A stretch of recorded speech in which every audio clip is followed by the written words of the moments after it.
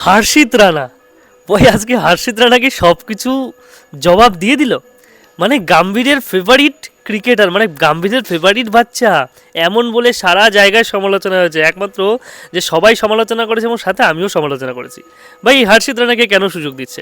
কিন্তু হর্ষিত রানা কিন্তু আজকে কাঁপিয়ে দিল ভাই, 4-4টে উইকেট, একদম মিডিল অর্ডার ভেঙে দিল। অ্যালেক্স ক্যারি, কনোলি থেকে শুরু করে ম্যাচেল ওয়েন এবং লাস্টে হ্যাজেলউড, এবং এইভাবে সে সবকটি উইকেট নিয়ে 4-4টে উইকেট নিয়ে কিন্তু কাঁপিয়ে দেখিয়ে দিল যে ভাই আমি এমনি এমনি সিলেক্ট হইনি, আমার কিছু ক্ষমতা আছে।